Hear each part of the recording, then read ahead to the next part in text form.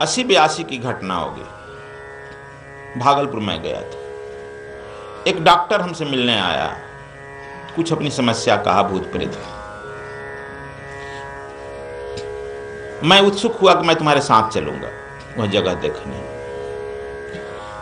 उसके गाड़ी से उसके घर गया, वह हमसे घटना कहा।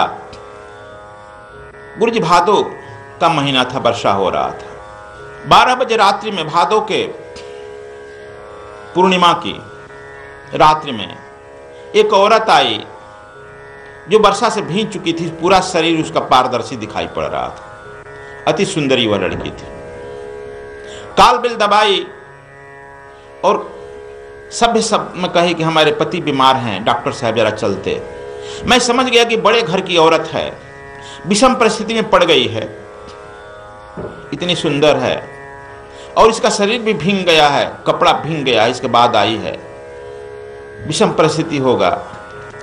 हम नहीं कुछ कहते हुए भी अपना स्लीपिंग गाउन्स जो पहने थे वही लिए और अपना फर्स्ट एड बक्सा लिए, दवा ववा कुछ होता है फर्स्ट एड का, लेकर के नीचे उतरे। पत्नी को बताया भी नहीं। वह लड़की बाएं दाएं कहते हुए भागलपुर शहर के नजदीक ले गई, वहां हमको भी ले गया। बड़ी हवेली थी। देखे कि वह लड़का पलंग पर, अच्छा बहुत बड़ा कीमती पलंग, बहुत बड़ा आलिशान कीमती जगह पर सोया था। मैं उसका नब्ज टोया, ठंडा था लेकिन मैं कुछ शक नहीं किया। तुरंत इंजेक्शन निकाला, दिया, कुछ दवा लिखा, कुछ दवा निकाल कर दे दिया। जब चलने लगे तो वह लड़की नई 100 रुपये का 500 रुपये का नोट दी, 500 रुपये नोट। डॉक्टर साहब यह कुछ रख लीजिए। कहा कि नहीं इसे रखिए बहन, इसे रखिए, मैं फिर मिलूंगा सुबह।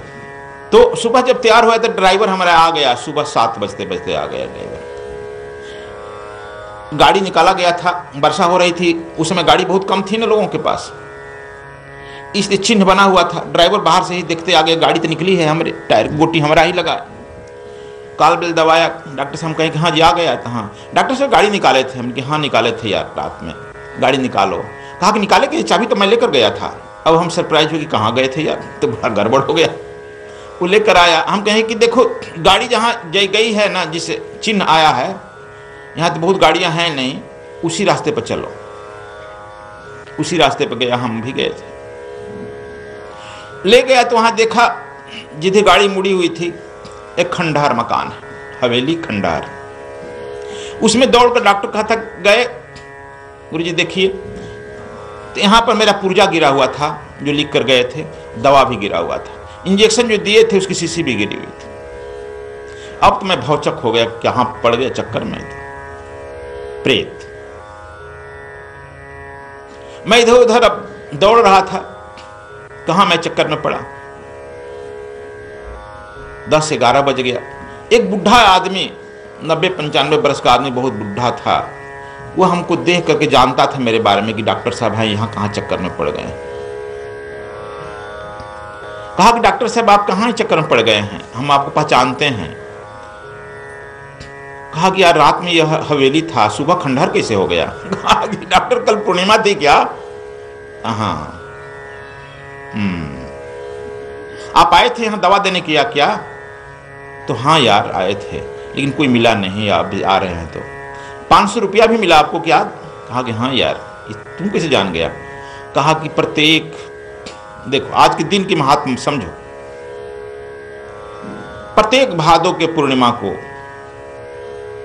यह लड़की किसी डॉक्टर को खोज कर लाती है, अपने पति का इलाज कराती है,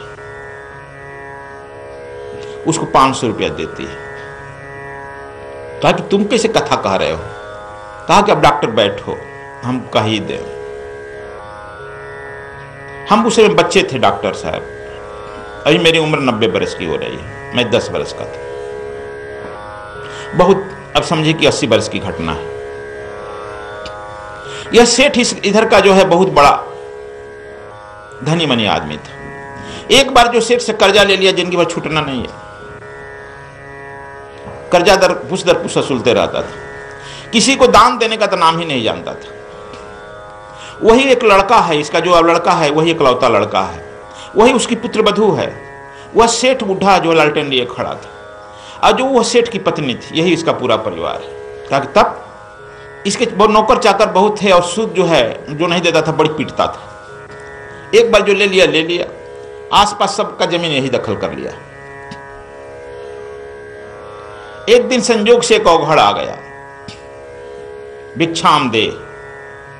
जो गार्ड थे दरबार पर, द्वारपाल थे, कहे कि यह बाबा देता नहीं है, यहां से आप भाग जाओ। वो कहा कि नहीं, मैं तो आज लेऊंगा भिक्षा इससे। कहा कि देगा नहीं बाबा, हम लोगों को भी बेइज्जत कराएगा। बहुत समझाया, सब गाड़े दो चार, नहीं माना। जोर से चिल्लाया, सेठ अंदर से चिल्लाया, कोई है जी, भगाओ इसको। अंदर तो गार्ड थे ही, लेकिन किसी गार्ड घसकते गए इधर उधर, कौन ही चक्कर में पड़े यार। अंदर से नौकरों को भेजा, 1 2 3 4 नौकर गए, सब नौकर बाहर ही रह गए, कोई लौटा नहीं। सब रिक्वेस्ट किया कि बाबा लौट चलो, चलो हमारे घर हम खिला देते हैं, हम लोगों का घर बगल में ही है, खिला देंगे, कुछ दे देंगे आपको। ये देगा नहीं बाबा। कहा कि नहीं, मैं इसी से लूंगा। सब चलते चले गए। सेठ अपने निकला, कहा भागता है या नहीं भागता है? सेठ देना नहीं जानता है? कहा कि मैं लेना जानता हूं, लेकर जाऊंगा। आज काल भैरव तुम्हारा भोजन करेगा। 2 सेठ कहा कि नहीं, देना पड़ेगा सेठ, आज हिसाब चुकाना पड़ेगा। कहा कि तू नहीं मानेगा? खड़ाऊ पहनता था मेरे तरह से। जितने अधार्मिक व्यक्ति होता है, मैं आज किसी से कह रहा था, जितने अधार्मिक होते हैं, पाखंड बहुत करता है। लंबी दाढ़ी, लंबा टीका, लंबी दाढ़ी, मधुरी बानी, दगाबाज के यही निशानी।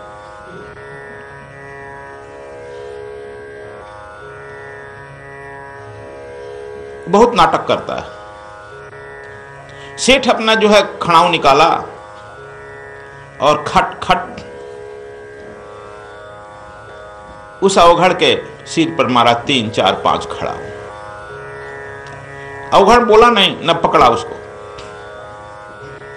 खड़ाऊ उसके बचते तो बहु पर देखता, या काल भैरव खाओ, कुछ तो खाओ। 5 खड़ाऊ मारा तो खून फफारा फूट गया कपार उसका। खून जब फफारा फेंकर नीचे आने लगा तो लंबी जीभ निकाल करके वह अपने पिया, काल भैरव ग्रहण करो, ग्रहण करो, आज का प्रसाद है। सेठ में चला, कहकर गंगा की तट है, वहां से थोड़ी दूरी पर श्मशान घाट है, वहां बैठ गया। 1 घंटा के अंदर उसके जाने के बाद सेठ के पेट में दर्द हुआ।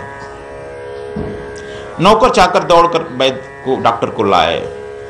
रात के 12 बजते बजते सेठ चलता बना। नौकर चाकर रो लेकर उसे श्मशान घाट पर गए। अब वही लड़का जो सुंदर दिख रहे हैं, मुखाग्नि करने के लिए जाएगा ना, राम नाम सत्य। जब मुखाग्नि 12 बजे रात में लोग कर रहे थे तो वह अवघड़ बोला, काल भैरव प्रथम ग्रास ग्रहण करो। कांप गया हम लोग, यही बैठा है यह। खूब जोर से ठठाकर हंसा, काल भैरव प्रथम ग्रास ग्रहण करो, भर पेट भोजन कराएंगे आज।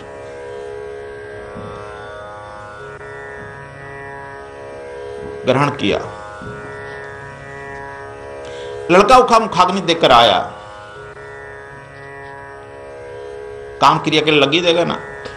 तीसरे दिन उसकी मां बीमार पड़ी, उसके लिए दौड़ धूप डॉक्टर आए, वह भी चल दिया 12 बजे रात तक। अब अभी मां काम, पिता काम नहीं किया, मां चल दी। उसका भी मुखाग्नि किया। जब वहां गया तो सेठ देखा वहां पर वहीं बैठा है, उसी आसन पर अवघड़ बैठा है, और फिर ठठाकर हंसा और फिर चिल्लाया, काल भैरव दूसरा ग्रास ग्रहण करो। अब सारे नौकर चाकर भाग गए। हवेली में इसमें बहुत गाड़ा हुआ है स्वर्ण मुद्राएं, कोई इधर हाथ नहीं डालता, कोई पैर नहीं रखता है आज तक। इसका स्वर्ण मुद्रा कौन ले? सारे नौकर चाकर भाग गए। आपातकाल में कोई पूछता नहीं है।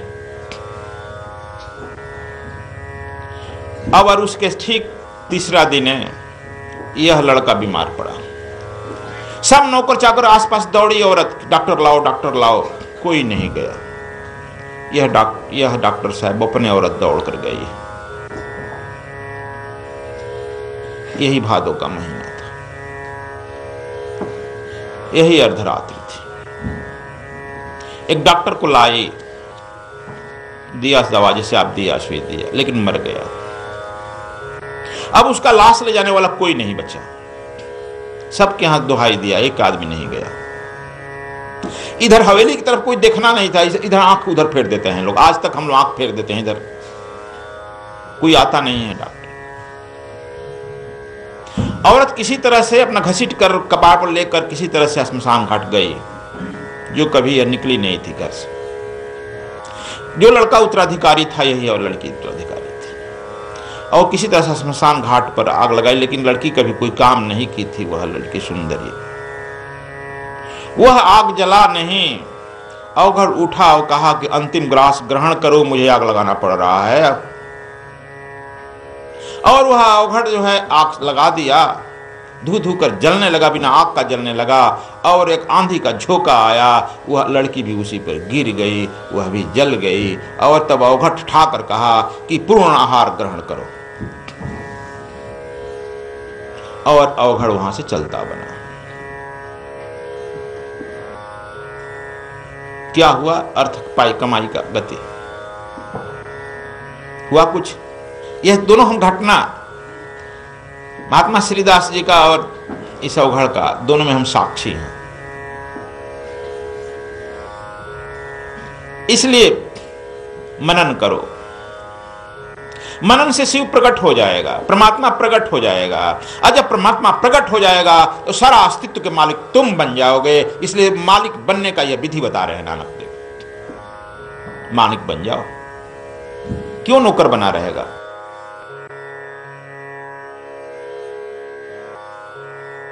श्री गुरु ग्रंथ साहिब जी में गुरु नानक देव जी की जपजी साहिब की 16वीं पौड़ी।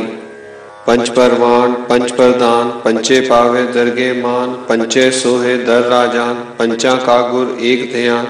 जेको कहे करे विचार, करते के करने नाही सुमार। तौल धर्म दया का पूत, संतोख थाप रखिया जिनसूत। जेको बुझे होवे सचियार, तवले ऊपर केता पार। धरती होर परे होर तिस्ते पार तले कवन जोर। जी जात रंगा के नाव, समना लिखिया वुड़ी कलाम। ए लेखा लिख जाने कोय, लेखा लिखिया केता होए। केता तान स्वाल्यो रूप, केती दात जाने कौन कूत। कीता पसाओ एको कवाओ, तिस्ते होए लख दरियाओ। कुदरत कवन कहा विचार, वारिया न जावा एक बार। जो तुध पावे साई भलीकार, तू सदा सलामत निरंकार।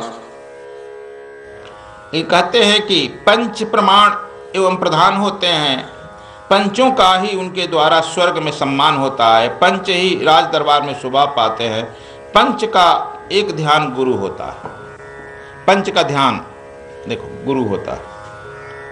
पंच क्या है इसको जरा तुम लोगों को समझना पड़ेगा।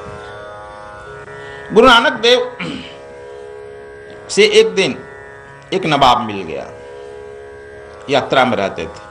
गुरु नानक देव चलते फिरते तीर्थराज प्रयाग थे।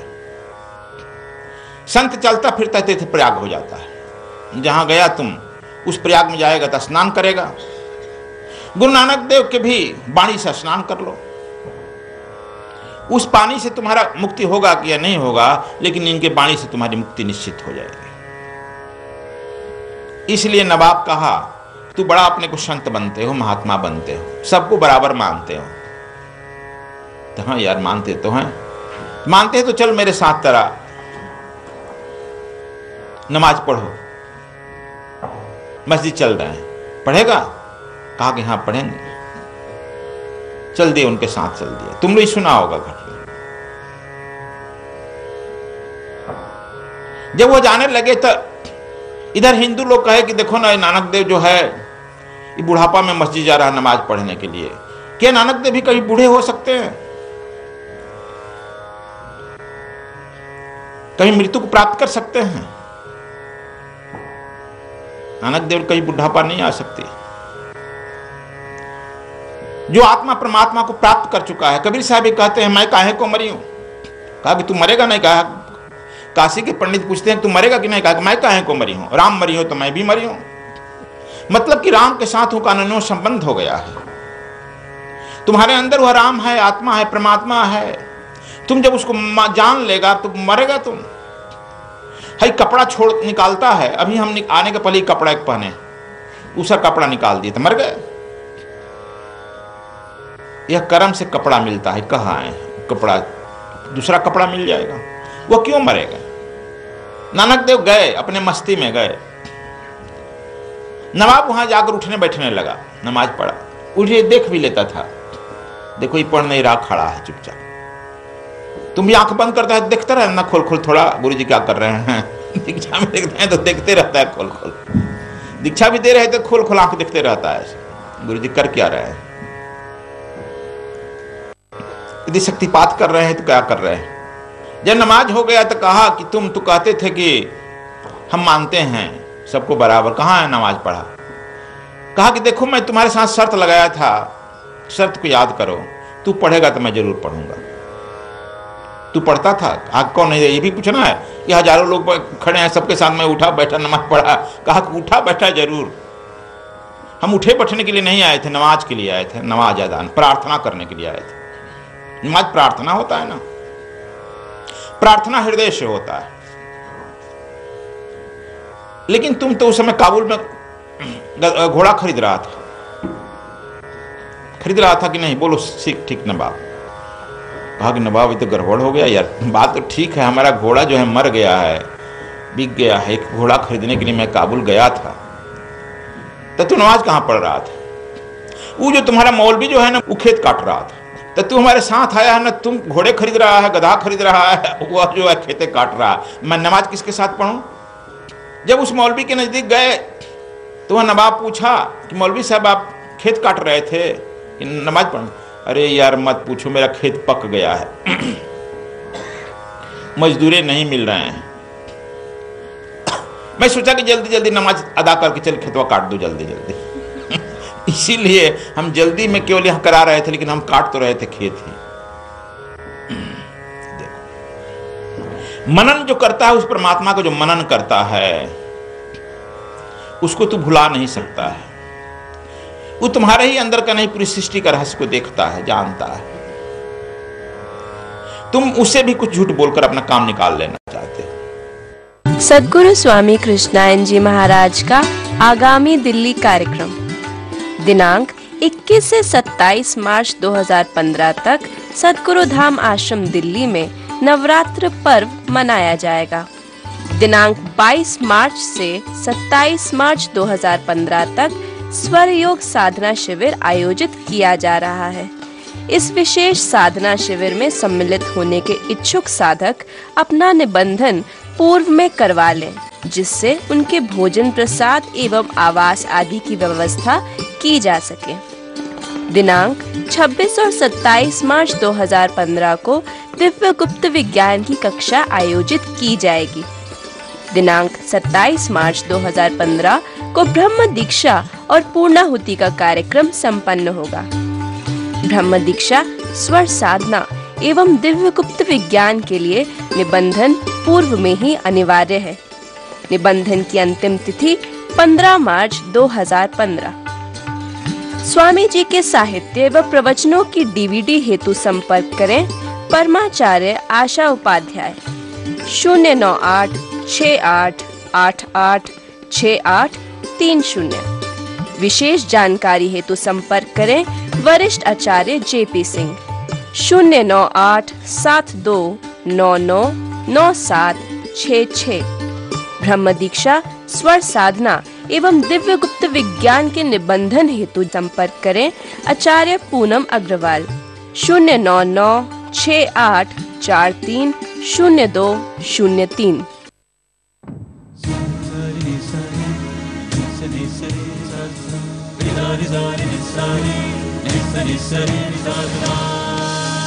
ये है वैदिक ब्रॉडकास्टिंग।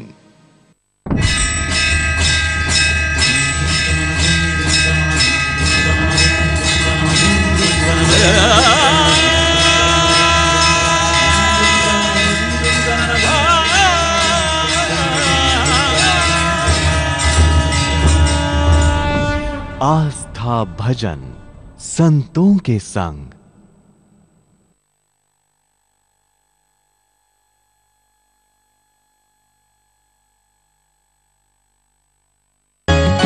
जय सर्वेद कथा